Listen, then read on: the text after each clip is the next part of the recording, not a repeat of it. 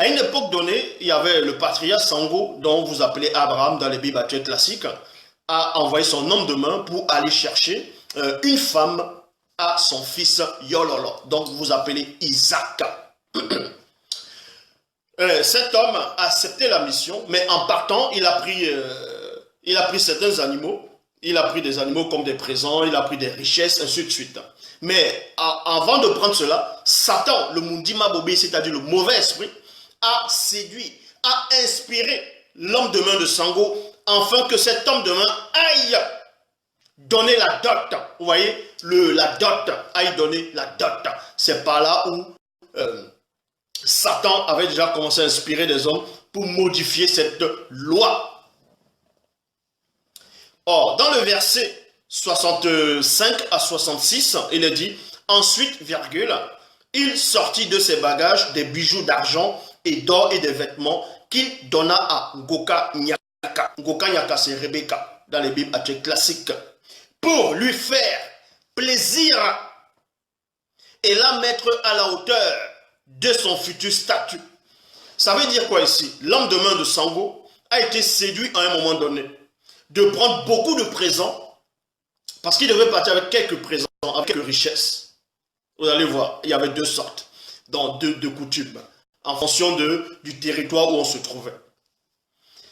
Les initiés, eux, quand ils prenaient les enfants, quand ils envoyaient les enfants en mariage, comment ça se produisait?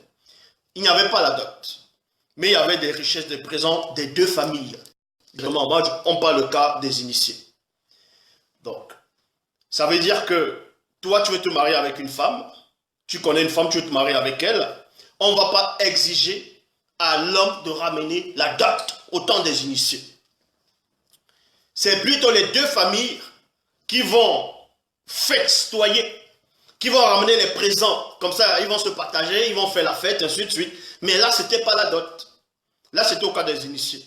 Maintenant, à cause des non-initiés, il a fallu, je dis bien à cause des non-initiés, à cause des situations, à cause aussi du piège de Satan et des corrompus, pour protéger les femmes, il fallait que c'est les parents de la femme qui donnent des présents, des richesses au futur gendre. Comme ça, au cas où maintenant, il se sépare de cette fille, de cette dernière, la fille va rentrer, l'homme va rembourser tout ce qu'on lui a donné, et la fille va rentrer toujours riche, donc elle ne va plus, elle va pas dépendre de qui que ce soit. L'homme de main de Sango avait compris cela, savait cela, connaissait la loi. C'est pour ça qu'en partant, voir chercher une femme pour le fils de Sango, de celui que vous appelez Abraham, il avait pris quelques richesses, quelques présents, pour faire plaisir à la jeune femme qu'il devait rencontrer, pour son statut. Ça veut dire quoi? Ça veut dire, admettons que vous êtes en ville, vous vivez en ville, vous avez un très très bon salaire, vous êtes un businessman ou bien un milliardaire, vous avez un fils, votre fils aussi, ce qui vous appartient à votre fils. Maintenant, vous demandez à votre bras droit, à l'un de votre homme de main, d'aller chercher une femme, une épouse pour votre fille au village. On va dire au village. Maintenant, votre homme de main va prendre quelques richesses, il va prendre des bijoux, de l'or, des diamants, de beaux vêtements, ainsi de suite, pour habiller cette femme-là au village. Parce que cette femme va entrer dans la famille des milliardaires. Donc elle ne doit pas entrer dans la famille des milliardaires en tant que villageoise. Elle doit avoir un autre statut maintenant. C'est ce que cet homme de main de Sango voulait faire. Mais sauf que Satan, le Mundima Bobé, avait vu cela. Il a plutôt inspiré cet homme de rajouter des présents en guise de dot.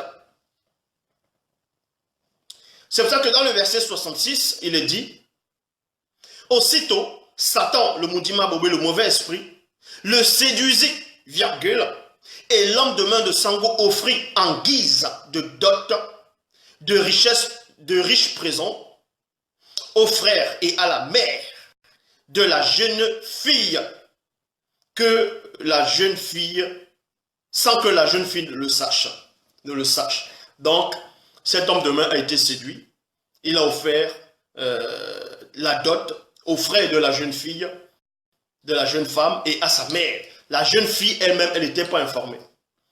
Et c'est ce qui se passe même actuellement en Afrique. À l'heure actuelle, on va demander des grosses sommes d'argent au gendre. On va lui demander des terrains, on va lui demander ça. À un moment donné, admettons, il touche peut-être 100 000 francs CFA. Admettons, quelqu'un touche 100 000 francs CFA ou on va dire 80 000 francs CFA. Il touche 80 000 francs CFA. Il veut épouser une femme qu'il connaît depuis. Il va maintenant voir ses beaux-parents ou bien les tuteurs de la fille. Et on fait une liste. On lui demande 5 millions de francs CFA. Mais il va trouver les 5 millions où? Quelqu'un qui touche 80 000 francs CFA, qu'il faut qu'il paie son loyer, il faut qu'il mange. Et on lui demande une dot de 5 millions de francs CFA. Ou bien, voire même 3 millions ou 2 millions.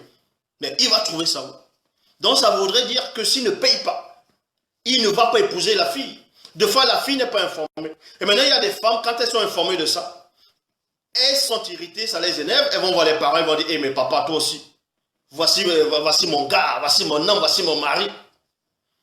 Il touche que 80 000 francs, il se débrouille, il me nourrit, je me débrouille avec lui. Comment vous allez lui demander une grosse somme?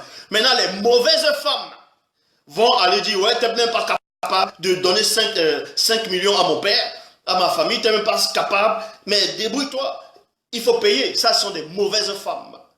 Une vraie femme va dire à son père, non, voici ce qui touche. C'est pas possible que tu puisses lui demander une telle somme. Mais déjà, la dot n'a même pas lieu d'être. On va vous expliquer pourquoi.